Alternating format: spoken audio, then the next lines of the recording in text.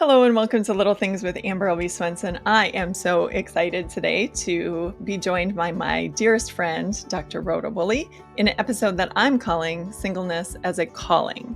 So, Dr. Rhodey, Woolly, roady, and all this kind of. Rhoda, it's about time you joined me on my podcast, is it not? 100%. Thank you so very much for this. Is going to be fun. I'm so looking forward to this opportunity to spend time with you and talk with you. And I always love our chats. And to be able to be a part of something that you treasure so much is really special for me. So thank you for the invitation. Ditto, I feel the same. So I didn't prepare an introduction for those people who don't know you, which is almost nobody. I can assure you of that because I was at the leadership conference with you and we stopped every 3 feet. No one knew me. No one. There was not one person who was like, Amber, hey, hold on. Everybody. Rhoda.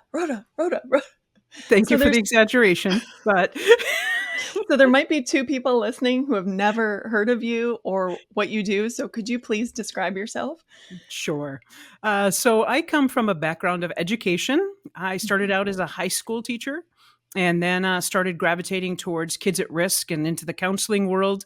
And then through a roundabout way, ended up in higher ed at Wisconsin Lutheran College in Milwaukee, Wisconsin, where I served for 14 years as professor of education and then dean of student success and faculty development. So I was there for 14 years where I served on the board for an organization called Kingdom Workers, which is a Christian humanitarian ministry.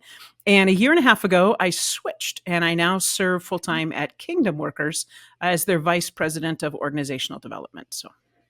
Yeah, and you had a very colorful path to get into teaching. And so just describe that briefly. Yeah, I rarely do things like the straight plan it out, follow a plan. That's not, doesn't seem to be kind of how my life has worked its way through. But it's been a blessing because God knows where He wants me to be, and I don't. So it's been fun to follow.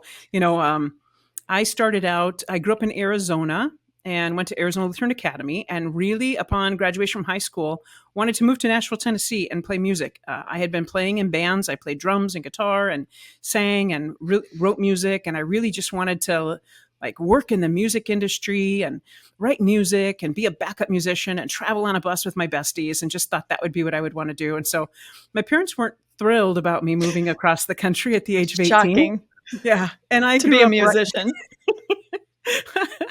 I'm not your typical drummer necessarily, but so then I grew up right next to Arizona State University, and my parents, I'm a first generation. Nobody in my family's ever gone to college, much less graduated. And that's cousins and, the whole group. And my parents are kind of trying to buy some time, said, why don't you go to school for a few years? Just get a little more experience under your belt. So I was a communication major at Arizona State. And from there, I got an internship at a local TV station. And after doing that for a while, just thought, man, I just want to go to Nashville. So when I was 21, I moved to Nashville and I did the typical, waitressing and playing your songs at night and trying to meet people and network and all of that. And eventually I was blessed to work for a record company and got to kind of see the backside of it, the business of it. And soon came to realize that it's not hanging out with your besties playing music. It's a very cutthroat business. And so I just thought, man, I don't think this is what I want to do for the rest of my life. This is all I've ever wanted to do. I didn't have a plan B. So I just really started praying about, Lord, this is what I wanted to do, but that's not the case anymore. So what do you want me to do? And there actually in our old hymnal, the old red hymnal, there was a little prayer in the front of it called for proper use of God's gifts. And I started saying that prayer every day. And it's something to the effect, I should have it memorized, but something to the effect of, Lord, everything I have is a gift from you. My time, my talents, my abilities, help me to use them in service to others. I just started saying that prayer every day. And I just landed on, I remember the moment when it hit me. I had had a couple of teachers in high school who had had a tremendous impact on me. And I thought, what a great way to spend my life, hanging out with young people and helping them figure out how the Lord has gifted them and how they can use those gifts in service to others. So I went back to Martin Luther College when I was 27. I graduated from college on my 31st birthday. So I'm kind of a late bloomer. Not at all. You're wonderful. What's funny about that is you were saying that. I think you made a terrific decision because there is nothing cutthroat about you. Like, No. as I think about you, you're one of those people who's like, "All right, guys, let's all do this. Like, let's build each other up and everybody do." In fact, thriving is like one of your huge things, and it's not like, Yeah. "I wanna thrive." It's like, "How can I make you thrive?" So, Yeah. good Yeah. choice to get out of that industry. God knew what I needed better than I did. Yeah, for sure. And then when did you go back for your PhD? See, I graduated when I was 40, so I would have been 37 when I went back to get my PhD. Yeah, I think that's nice to know because I have young daughters right now, and my daughter who's graduating is like, "I have no idea what I wanna do." Well, it's not Mm, that uncommon, actually. A no. lot of us didn't know what we wanted to do, and a lot of us are still trying to figure out what we wanna do, so it's not, a crazy thing to just be open to wherever God puts you for this season. Actually, when I was at the dean at the college, I spent most of my days talking to young people, and oftentimes they were people who are like, "I don't know, I'm spending all this money, and I don't know what I wanna Yeah. do," and helping them sort through that, and really, truly, most like, over half of the people who come into college thinking they know what they wanna do, switch. Yeah. That's what this time in life is to figure out what your where your gifts are, where they lie, how you use them, what you enjoy, what you don't enjoy. We learn from all Mhm. of that. Right, for sure. That's exactly what I told my daughter is just take a whole bunch of classes. Figure out Mhm. if any of them seem good, and you'll find out sometimes what you don't like, which is as important as what you do like. But Good advice, mom. I think I've heard that from somebody. I sometimes hang around people and what they say rubs off on me. So, Rhoda, has being single affected your identity at all? Sure, it's a part of my identity, or it's an aspect of my identity, but, Amber, you've heard me talk about this dozens of times. When I think of identity, my favorite section of scripture is Ephesians 2, because I think that just sets it out for us so very clearly. So, when I take my very last breath, I'm done with this life, what part of my identity is actually gonna live on? What remains? Does it Mhm. matter if I was single or married? After I've died? Does it matter if I had children or didn't have children? Does it matter if I had a home or didn't have had a home, or what country I was born in, or does any of that remain my identity once I'm in heaven? I Mhm. think the only part that remains my identity is that I'm a redeemed child of God, purchased by the blood of Jesus. So that's my identity. That's my eternal identity. Yes. The other stuff is circumstances. It might be Mhm. good, it might be challenging, it might be a blessing, it might be hard, um, but they're just things. That's just stuff. That's not who I am. That's not the core of who God made me to be. Um, Mhm. so yeah, does single play into that? 100%. Does it?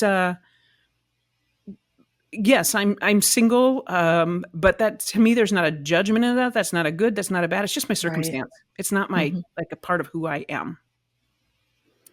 You're so comfortable and confident in who you are. Was there stages in your life that you weren't? Was being single ever a disadvantage to you? I think my mom was really, really good at training me up to Mm. focus on assets, on what you have, to be grateful for what you have, to use what you have instead of complaining about what you don't. Ooh. And so, and she just lived that. She just was that. And so when you are influenced by that, it just rubs off on you. It's just part of who you are. So, really, truly, I mean, sure, are there times when it's challenging to be single? 100%. Are there times when it's challenging to be married? 100%, right? I mean, No, Rhoda, no, no. Yes. the Yes, there way I are, look I'm sorry. the way I look at it, being married is a beautiful, beautiful thing. I mean, when God is trying to explain what the relationship between Jesus and me is, he talks about a marriage, right? Yeah. When Jesus in the church, he uses a marriage. What a beautiful, tremendous, wonderful thing. That's really hard. So being Mhm. married is beautiful and wonderful, but difficult. Being single Yeah, is beautiful, wonderful, with really interesting benefits, and can be really hard. So it's yeah. kind of like, just how do I just be content with whatever God's given me? If he's given me a husband and children, to be completely content in that and not long for something I don't have. And if I'm single, what do I have? What assets do I have? How do I use that to be a blessing to the people around me, and in doing that bring glory to God? And be content in that instead of longing for something that he hasn't given me. I have learned very much in my life, and I've learned to trust him that he knows best. And if he Mhm. I'm not opposed to being married.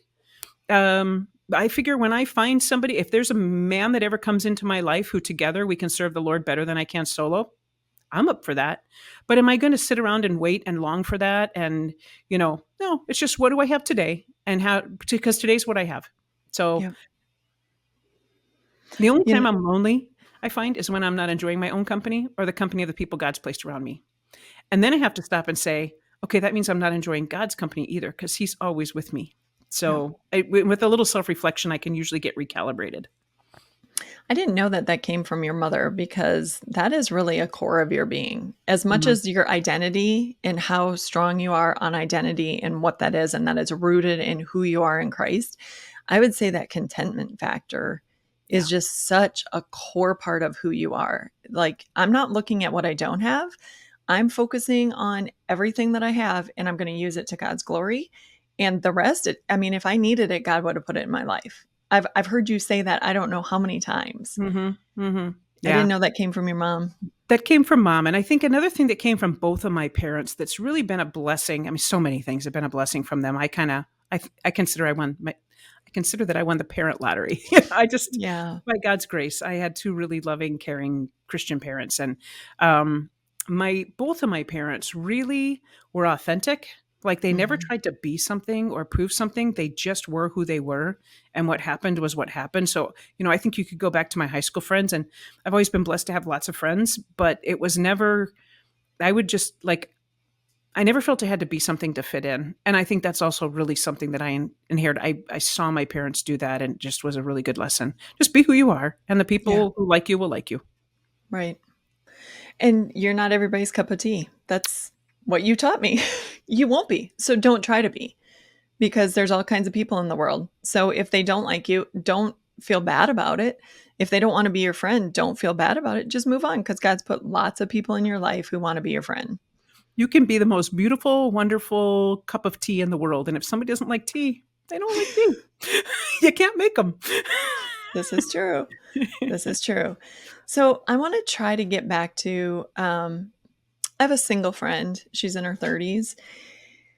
And getting set up by friends is just a nightmare. People are always trying to set her up. And part of that makes her feel like, so I'm not good enough on my own. I mean, like, do Mhm, you think I'm not complete? Or mhm, so how do you feel about that? And did people do that to you? I'm asking this because part of my goal for this podcast is to help married people understand mm. that single people can be completely fulfilling, have a fulfilling life, feel very complete.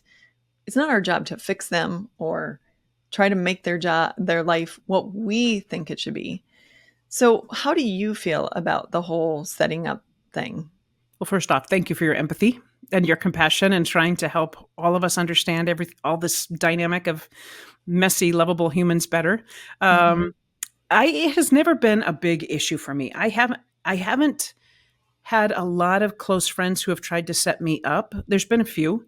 And I don't take it as first off, yes, we are 100% complete on our own, right? God sent a helpmate for Adam, but then there's also examples in scripture where Paul and other people throughout scripture were alone. And that's either way is okay. And so it's not like you said, need to fix anything or make anybody better. Like, oh, they're not really happy. They're just acting like they're happy. There's no Mhm. way they could really be happy.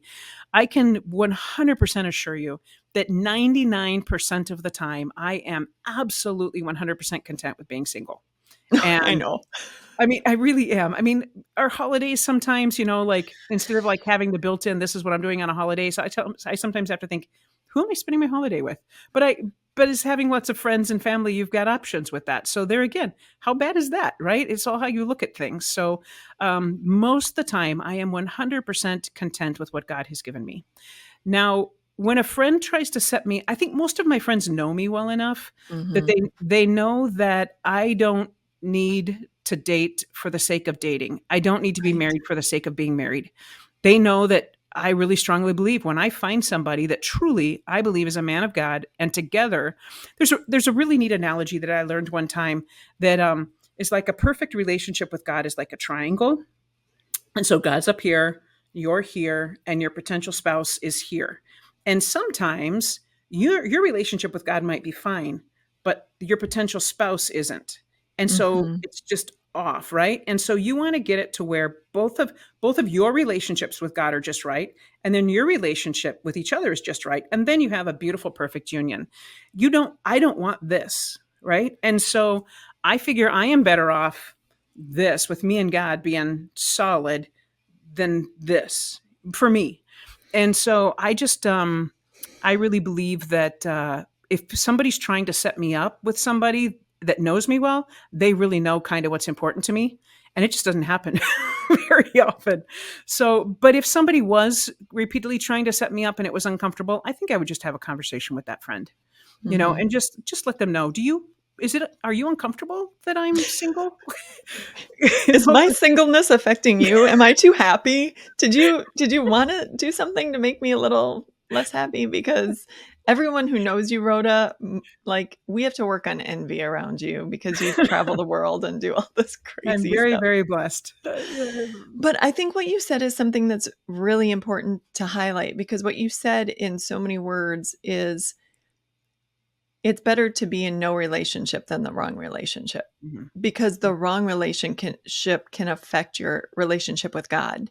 You can be putting time, energy into fixing this person or trying to make this relationship, what it isn't. Mhm. And so you have learned and you have seen that it's better to be in no relationship than to be in the wrong relationship, which is a huge thing for people to learn. It is super well said. My older brother is, it's kind of crazy. Sometimes we joke about, he's been in love so many times. He falls Oh, so big and so hard and so heavy. He's been married multiple times. I think I have yet to truly fall in love. I don't think, I'm like, how can it happen to you so many times? I mean, God's got a plan here somehow. But we joke yeah. about that. And he one time said, Rhoda, the only thing worse than being lonely is being lonely with somebody else in the room. Yeah. And he says, if you're in a bad relationship and you're alone, you're lonely, you're alone, there's nothing you can do. You, as a single person, have so much time and energy to invest in other relationships, whether that be with God or with friends or with family. Mhm. Usually if I'm lonely, it's of my own choosing. And I think that's Oh, I because would we're all like agree. that.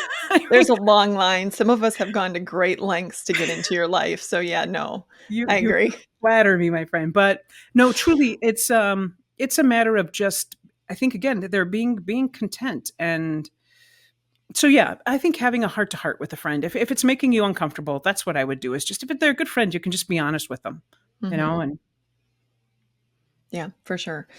So some people will assume that to have a fulfilling life in God's world, that it includes a marriage. It mhm, includes children and grandchildren. But like I said, you're living one of the most productive, fulfilling, joy-filled lives of anyone I know. So sometimes if that's what people are thinking and if they have this idea of which and let's be clear that a lot of people marriage is the plan. There mhm, there is a great deal of people that marriage is the plan. So we don't want to bash marriage. right. But that idea of fulfillment being tied to marriage, Mhm, did you feel that when you were younger? You've kind of said your mom kind of yeah. instilled in you this contentment. Did you feel that from the church specifically? I'm wondering specifically people at the church or when you went to the church or messages or being left Mhm. out as a single person. Did you ever sort of feel that singleness wasn't fulfilling? I think that we have to be careful with expectations, because expectations can really set us up for disappointment. Right. And they can really be Satan's playground. So, somewhere in our world, we have put out the message that we deserve to like fall madly in love and live happily ever after. It's Disney, right? I mean, it's every Disney movie. It's every Right? rom com, it's every right. And it's Right. God never promises us that. And so then you can find a really good, healthy marriage and still not feel like it's that, and be disappointed and think there's something Mhm. out there better. And, you can go to a church and have expectations of how the church should treat you and be disappointed. Yeah. Or say, I was a single called worker. I know a lot of called workers have said, because we don't have kids at home, we're expected to be at everything, do everything, and, you know, Sure. my experience has been such that, and I can't speak for anybody else, but just for myself, that my expectations and what I expect are so very, very important. If it, I just try to remind myself on a daily basis, it's not about me. It's about Mhm. God and His glory. He put me here. He has the plan. I could have been born at any time in any civilization. This is where He wants me to be. Yes. He has a plan for it. In the morning, when I spend my daily time with Him, one of my prayer requests is, Lord, just how do you want to use me today to your glory? This is all your plan. And I'm not in control of anything. You're in control of everything. Adjust my thoughts and feelings so my actions bring glory to you. And so if I go into church with that kind of expectation, I'm not as likely to be disappointed, because instead of it Mhm. being about us, it's about all of us, you know? Yeah. And so if we as a church can just meet people where they're at, I think Paul talks about now there is in Jesus, there's neither male nor female, slave nor free, Jew nor Gentile, married or single. I mean, our identity is as a follower of Jesus, and he gets to decide what blessings he gives us. We don't.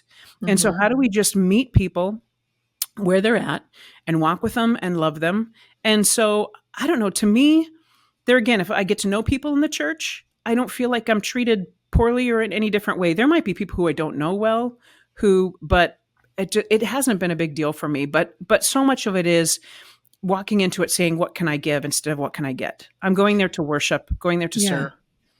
So have you been pretty good at boundaries? Because I know you have served on a lot of committees, a lot of boards. So as a single person who spent a great deal of your career in calls, Mhm. did you get good at boundaries? Like this much I can give, but I mean, I need this time too, or Yeah, I think I'm relative. I have one friend who tells me, "Rhoda, no is a complete sentence. You need to say it more often." Um, but I think I've gotten better at that with age. I've gotten better at discerning what my gifts are and what somebody yeah. else's gifts are, and so it's gotten easier for me to say no, because I truly know that there's somebody out there that can do that better than me, and I Mhm. wouldn't enjoy it, and I wouldn't be that good at it, and so then that makes it easier. But I'm like curious about a lot of stuff. I like people. I like to meet. I like to talk. All that. So it's easy to say, "Sure, I'll do that." But Yeah. then eventually you're saying sure to too many things and you can't do stuff well. So I guess life has kind of taught me that, yeah, you have to pick and choose the stuff that you really love so that you can invest more into it. Yep. That was So- one of the biggest first lessons that I learned from you when we went through our In God's Orchard book, Mhm, and you did the chapter on joy. And mhm. you said, when you're doing the things that you are uniquely called to do in God's kingdom, you're usually filled with joy. Yeah. But when you're doing all these other things that you're not uniquely gifted to do, that's usually when you experience that frustration and stress and you're like, "What? This is so much work. I don't." And huge eye-opening lesson to me to stop Mhm. doing the things that I am not called to do, focus on the things that I am gifted to do, and be full of joy as you do it and leave those spots open for other people. Yeah. That was monumental for me to learn back in 2020 Awesome. My as little test in my test for that is the 40s. happy heart, right? Yeah. God doesn't need me. He doesn't need anybody. He could accomplish everything without any of us, but he wants to work with us and through us. And so I Mhm. can serve him any way I want, but what he wants is a happy heart. And so if Yeah. I'm doing something with resentment or grudging or Mhm. that's not he wants a Yeah. happy heart. And so Right. that means I can say no to some stuff, and there's somebody else that can do that with a happy heart. Please don't Right. ask me or probably Amber to bake. No. Well, maybe you could bake. You Yeah, can but bake some good stuff. hospitality is like my lowest on the spiritual gift inventory. And I'm remembering that very, very clearly as I'm preparing for my daughter's graduation open house. I'm like, I am not gifted. This is not fun. I My just have to sister's get really good through at it. that, and she Yeah. enjoys that. Yeah. And there are She can do it people with a I happy hear heart. that do that, Yeah, that yeah. enjoy that. I am just not one of them. But I have 4 children and I shall get through it with a happy heart, Rhoda, as The I'm sacrifice weeding. of love. Yes. So I want to know when and if there was a distinctive shift for you because thriving is a huge part of who you Mhm, are. mhm. And what you teach other people to do. Some people might not be super in tune to the concept of thriving, which has been a big part of your career and what you help people to do. So just tell us exactly what that is. Why do we care about wanting to thrive? Yeah, great question. So you might have heard in the past about happiness research, like what are the things that make people happy? What are the happiest countries? Sometimes you'll hear about wellness research. There's a whole body of research that looks into people who are doing well regardless of their circumstances. And so the term that's kind of coming to the forefront is thriving. And it's the term that I like because it just seems richer and fuller than happiness. Hmm. Happiness, I get really happy when I see a puppy, but that doesn't necessarily mean that I'm doing okay. So, Right. thriving are those common characteristics, those things that people are doing that help them to be well, have a sense of okay wellness, regardless of their circumstances. Mm. So was there a shift when you started focusing on thriving versus the expectations?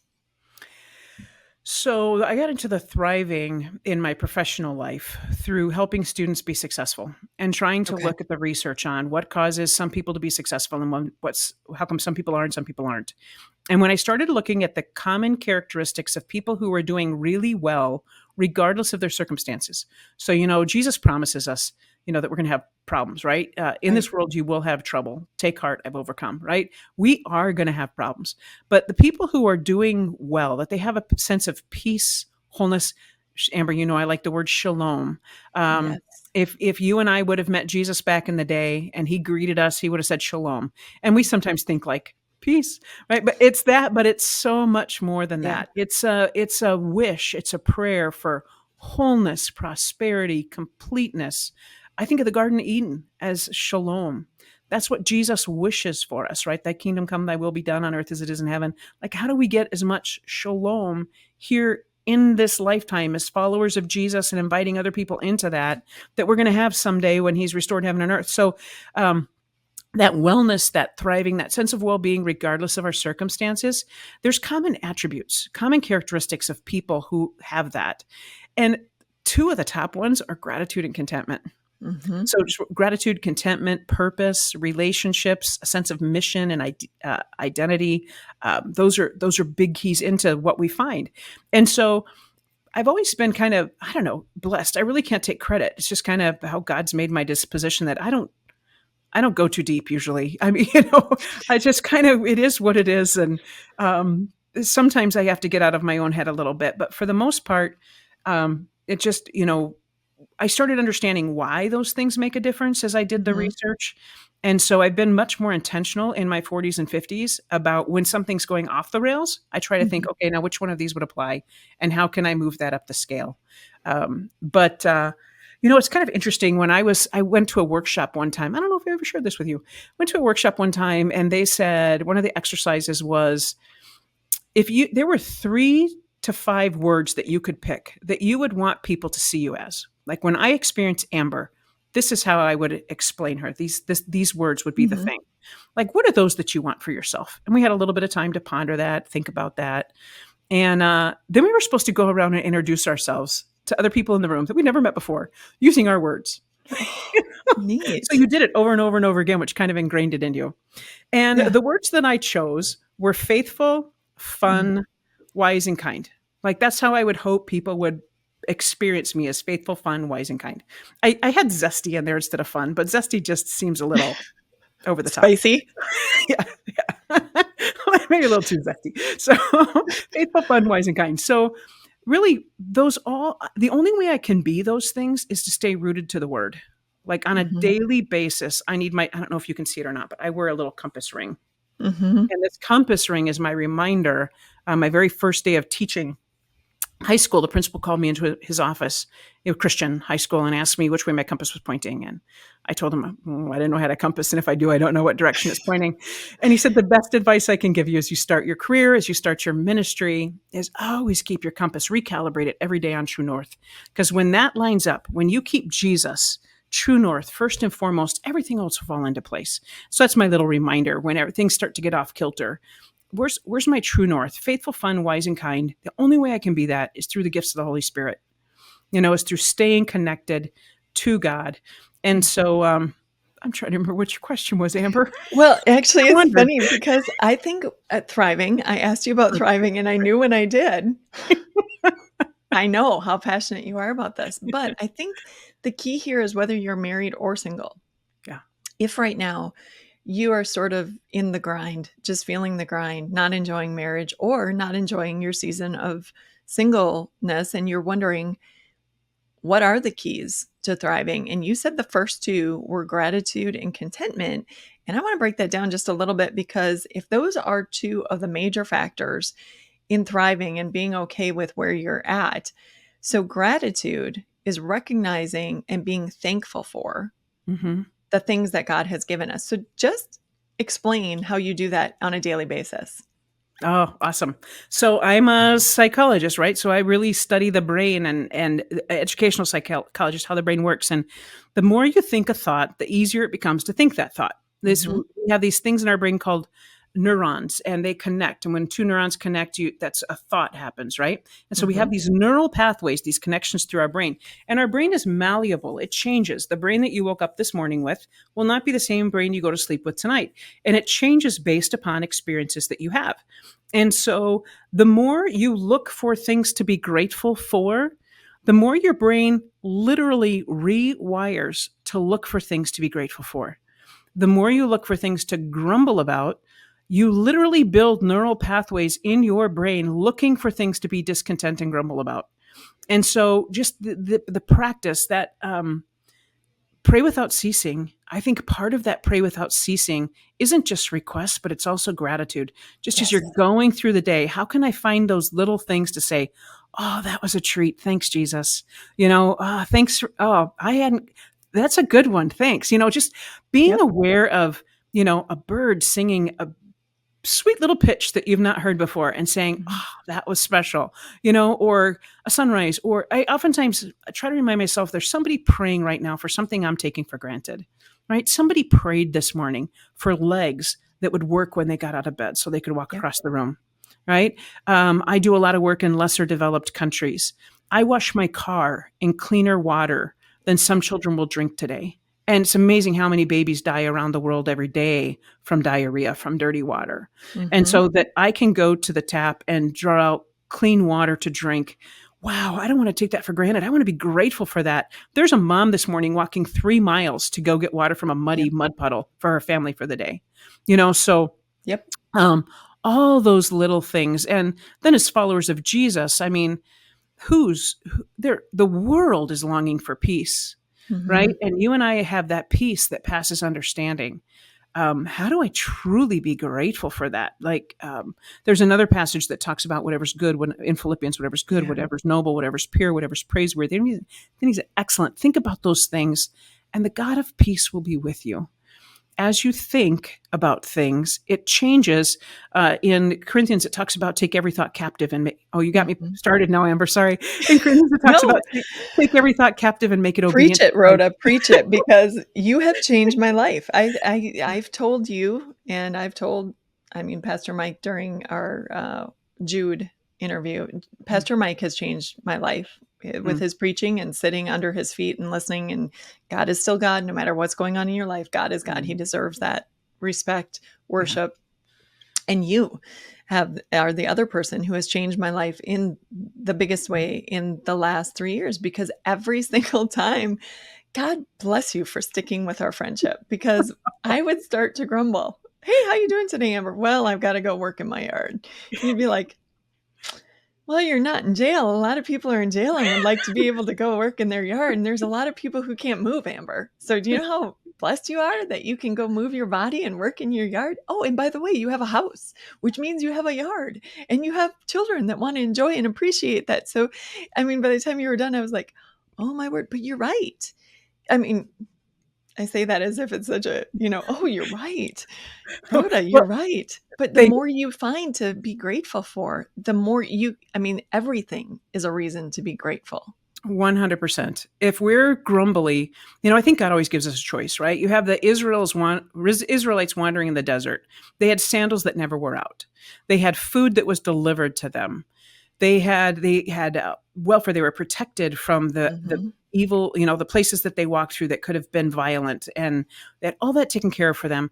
Were they going to be grateful? Were they going to say, Lord, thank you for these sandals that never wear out. I'm so Right. grateful. Or were they, I'm so sick of wearing these sandals. Could I get another pair one of these days, Lord? Or, I'm so sick of eating quail. Could you send, a turkey or something once in a while? I'm going to grow feathers if I Right. have another quail, right? I mean, are we grateful or do we grumble? We always Yeah. have that choice. And any circumstance you're at in life, when you want to go towards the grumble, just literally start to think, what in here is a blessing? What is something in here that somebody else could actually want or long for or pray for?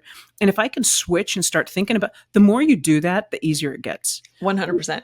Yeah. 100%. All of a sudden you're driving down the road and you're like, God, thank you for roads. And you see Quick Trip and you're like, oh, thank you for Quick Trip. And I still remember the day that I was leaving work and I took my glasses off to clean them quick and I put them back on. I'm like, thank you for sight. Like Yes. so many things. And the car that's driving on the road, that's, just, Oh, you're good you at it. can't get away Yeah. from it. Yeah. Once you get into it, Yeah. it just becomes such a part of what you are. I would say the one bad part about this Just real is quick, can that I say it literally also changes your brain chemistry.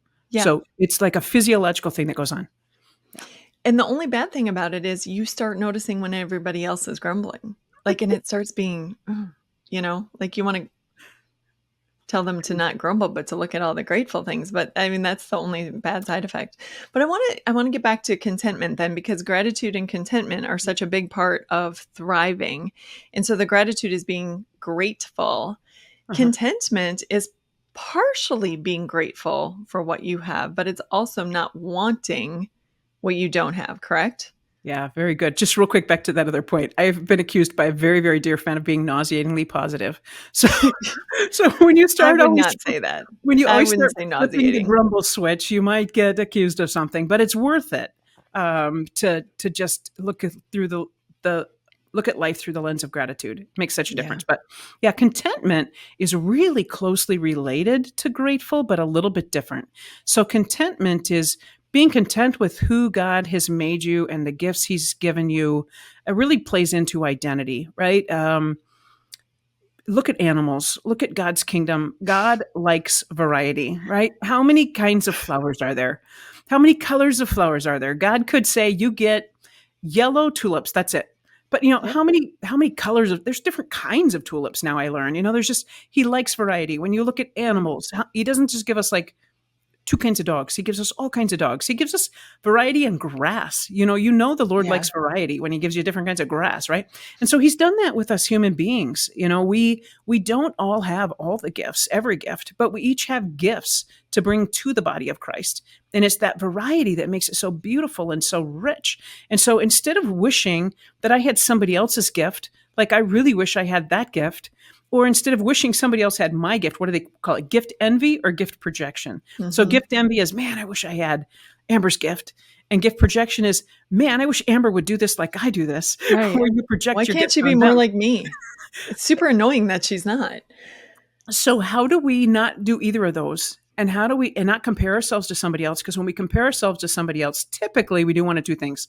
We either think we're not as good as or we're better than. And Right. neither of those are really God pleasing. So how do I just be thankful for the gifts God's given me, develop them to their full ability? Believe me, when we do that, we will be busy. We won't have time to wish we had somebody else's gifts because he's uniquely. I'm going to go back to my Ephesians 2:10 and identity, or my Ephesians 2 with identity. Talked about the first part, how our value and worth comes completely from God by grace through faith, free gift. But then we get to Ephesians 2:10, and it says, "For we are God's workmanship, handiwork," some translations say, "created in Christ Jesus to do good works which God prepared in advance for us to do." God has a plan for your life, and He's given you the gifts He wants you to have to walk with you through your life and use that plan. And it's unique for each of us. Mhm. King David says, "I praise you because I'm fearfully and wonderfully made. You knit me together in my mother's womb." If you've ever tried to knit, you have to be a perfectionist, right? If you mess up, you have to rip it out and redo it. Well, God is a perfectionist. He didn't make a mistake. He made you the right height, the right ability, the right characteristics, the right attributes for His purposes, not for your vanity or for your happiness. It's Mhm. so the more again is as we think it's not about me, it's about how has God gifted the concept of vocation. How has God gifted me as I interact with other people, interface with them through relationship? How do I love them and serve them with the gifts God's given me, and doing that in glory to God, which is really an act of worship? And that right there, all of this, the whole concept of thriving and including gratitude and contentment, whether you're single, married, divorced, widowed, lost a child, Mhm. any point in your life, those key concepts can help you to get out of the just being stuck in the I don't have this anymore for Mhm. those who are divorced or widowed or who have experienced great loss, to looking at what can I be grateful for? What can I be content for today to move past one phase and get to the next, which is such a huge, huge thing if we can grasp that. Yeah, I love that point that you're making with that. So I have heard friends, family members, people that I really love say that they don't want to be alone. They want to be married because they don't want to be alone when they're old. Like what Mm, happens, if I don't get married, who will take care of me when I'm old? Who's going to take care of you, Rhoda, when you're old? And we have those conversations. And I think it's important to realize that we're all going out of the world alone.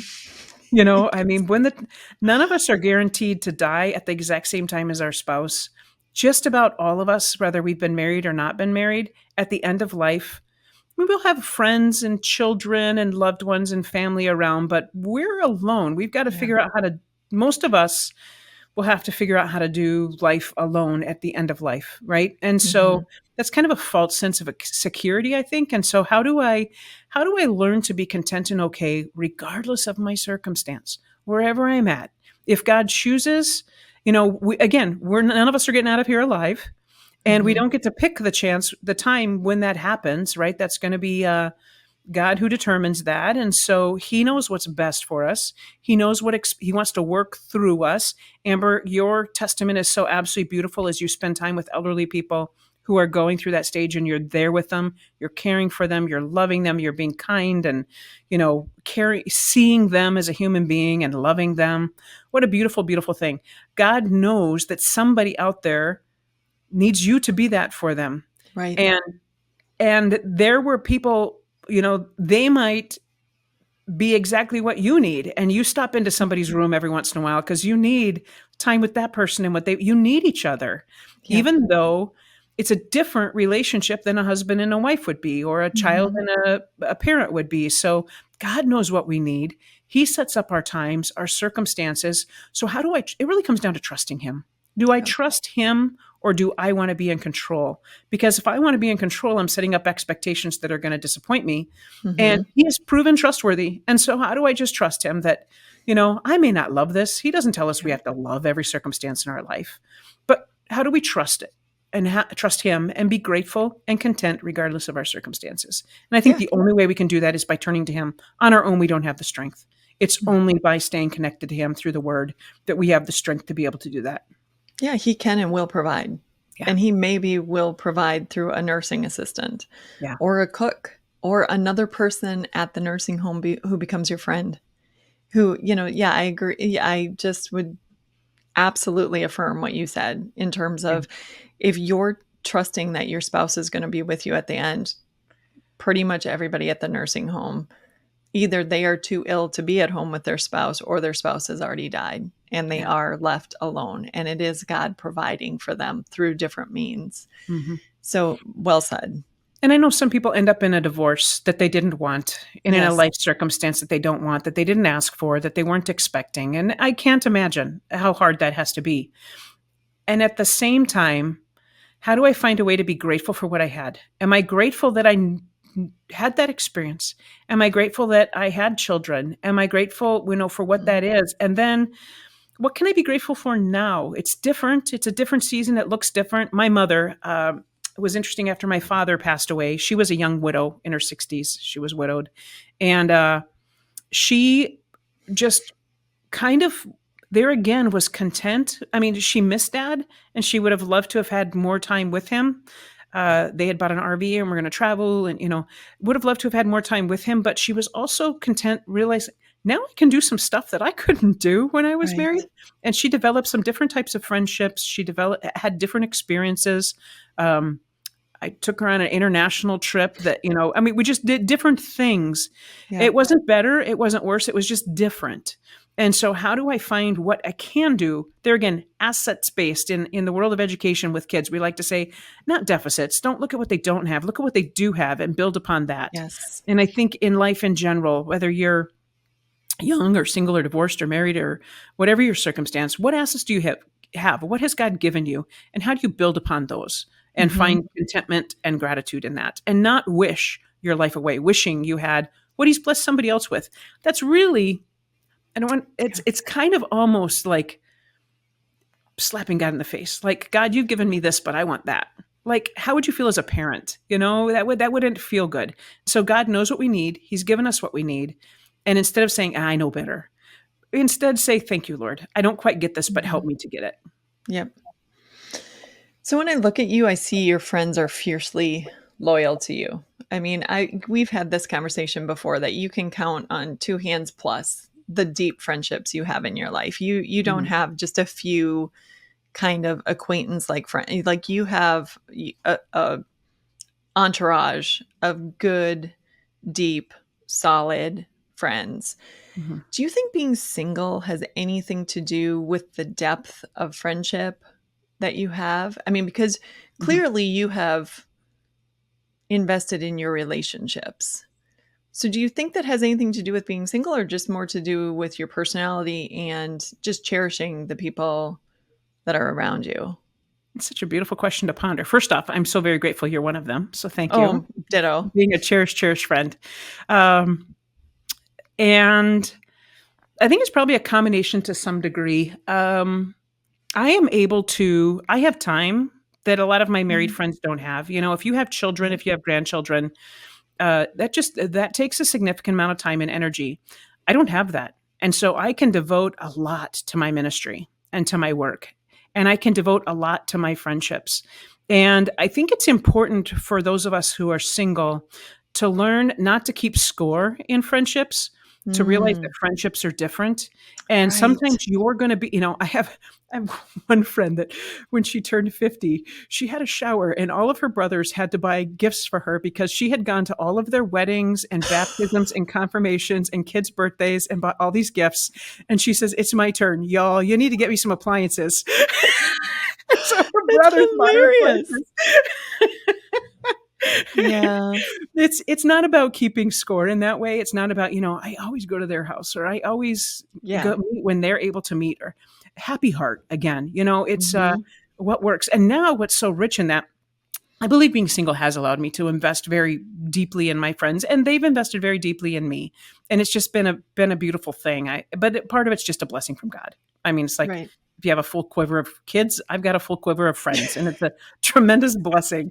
Uh, Yes, you do, and you have a friend who sucks at I'm sorry, should I say that? Stinks at hospitality, but loves coming to your house and Oh, I love coming to your house. And here's what's really fun too, is I'm getting older in this new season of life with some of my friends now have kids who are older who I've become friends with. And so it's so sweet. One of my best friends from college, their daughter just graduated from college and she called me up not too long ago and said, "Aunt Rhoda, would you go to Ireland with me next summer?"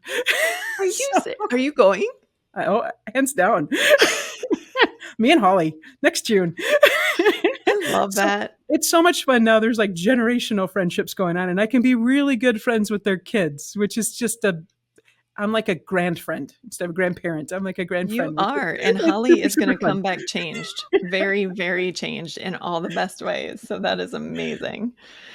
So, from what I see as I've been with you, you are very, very at ease walking into a room. You're very comfortable with yourself. There's just never been a time that I see you as like, "Oh, I don't wanna go into that room because I'm alone." You know, is that something that you ever struggled with? We said the plus one. Mhm. There are a lot of events that you go to, and are there times that you feel uncomfortable, or is that just not a thing for you?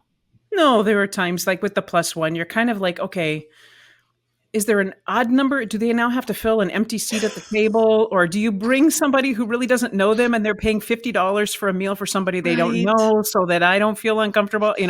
That's Right.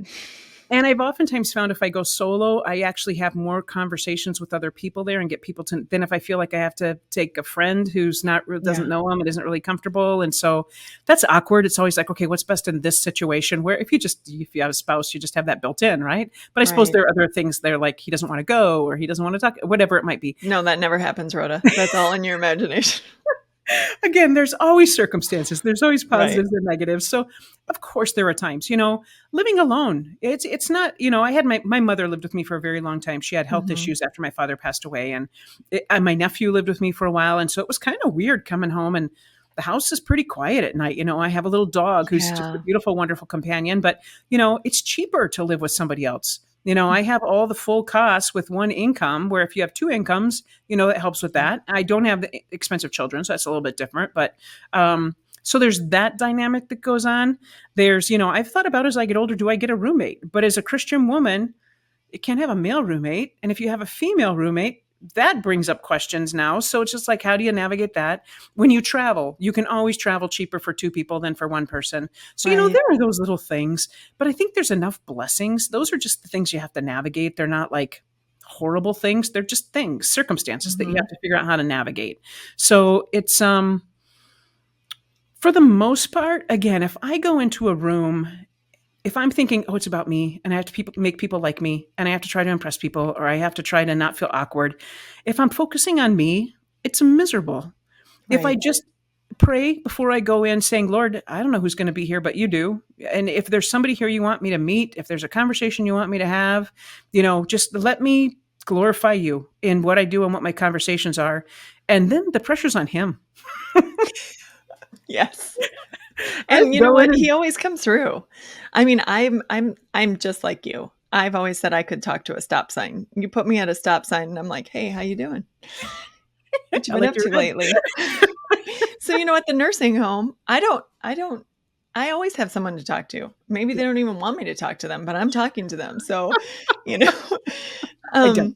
I'm kind of that way too. To Yeah. me, it just doesn't feel, but I'm not an introvert either. So Mhm. maybe that Mhm. has something to do with it, the whole Mhm. personality too. But Mhm. Yeah. you spent a lot of time, you've alluded to it, you've said it too, that you spent a lot of time as the dean of students, working with young people. Mhm. So what advice would you have for young women especially? Because I think young women, the whole Disney thing, right? And like you said, the romantic comedies, like they get this instilled in their head that they have to go away to college and they're going to meet their perfect guy. And if they Mhm. get out of college and they haven't met him yet, what's wrong? Then they better move to a new city and maybe that first job it's going to be there. And when that doesn't happen, it seems like, wait, why aren't things happening the way I think on my timeline? And you get to be 27 and you're thinking, panic, panic, panic. Whereas now I'm more like, God's time and God's way. But what advice do you have for young women who are Yeah, that's starting to navigate and look at their future plans? such a beautiful question, and it's really similar to, what we talked about before with career advice, but a little bit nuanced, a little bit differently in that now everybody, the summer after graduation is the summer of weddings, right? Yes, And then I 1 know. or 2 years after the summer of the weddings is the summer of babies, Right. and so it's like the world's leaving them behind and, what's wrong? What's wrong with me? Why isn't this happening? And it's real, and there can be like a panic that sits in and a insecurity or a frustration or an anger or, different people have it's an honest feeling. So Yeah. feel those emotions. That's okay. But just always try to turn back to the word as our true north, recalibrate our compass on God's will for your life. And again, how do I be content until he's got I don't want to be with the wrong person, right? I don't Right. want to raise a child with a person that I don't see eye to eye on in my faith. I don't want to, I mean, raising children is hard enough, but then to not agree on the basics or to not be on that same page or, the conviction that we're in this through thick and thin, regardless, this is a promise that we're making for the rest of our life. Like, I don't want to Mhm. do that with somebody that's not all in either. And Right. so even if it feels, a lot of you fall in love or you fall in infatuation and those chemicals go off and they're the first Yeah. person you think of when you wake up and the last person you think of when you go to sleep and your heart rushes when they walk into the room and your palms get sweaty and those are real feelings and we want more of that and it feels so good whether they're the right person or they're not the right person. And Right. so we have to be with them long enough to realize, you know, is this a falling in love or am I choosing to stand in love with this person and they're choosing to stand in love with me? And then we can build that future on that. So until you find that, what else can you do? Right now you can travel. You don't have commitments, you don't have obligations. You can take your vacation time and spend money on things. I had a friend who was single and another friend was giving her a really hard time about all her traveling and I won't say exactly what she said, but basically you get to have children, I get to travel. Right. Exactly. I mean, both are blessings, but how do we be content with where we are and what we have? And so Mhm. it's hard. And again, can't do it on our own. We can take no credit for this. This is impossible for human beings to be content in these situations because by nature, we're going to be discontent. It's only when we keep recalibrating that compass to God's will. God knows what I need. And I think over time it gets easier because we learn that God is trustworthy. When Right. you're 20, 21, you just haven't had that many experiences where you have seen hands down how you can Yeah. trust him and thy will, not my will be done. As you get older, he's proven trustworthy and it just gets easier to trust him.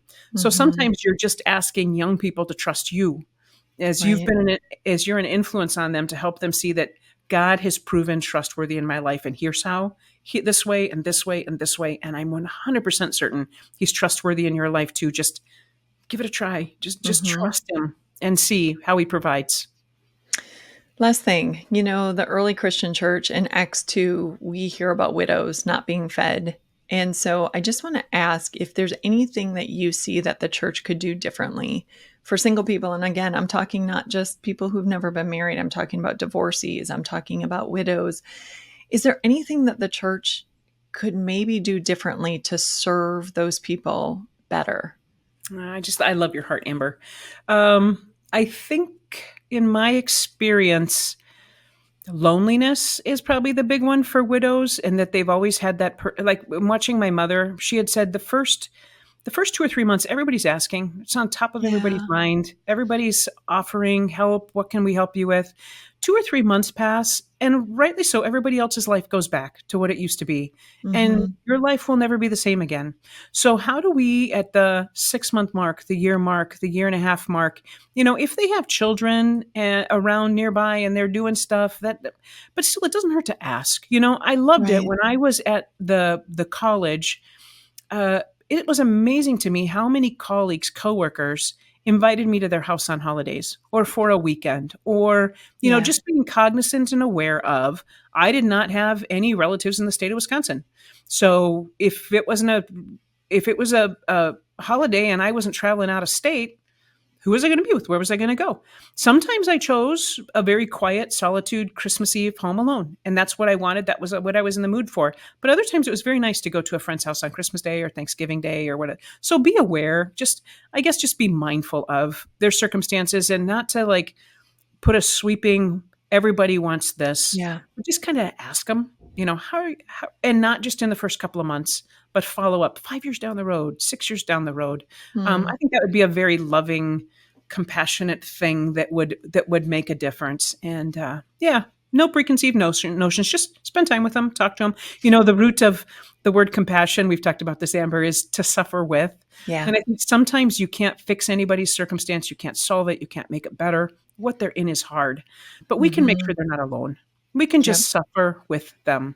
They don't have to be alone in doing this. They've got somebody walking with them. And I think at the end of the day, that's what the Christian church does, right? It's what Jesus did for us. He came and walked with us, took our place, so that now, because he loved us, we can love others in that same Mhm. way.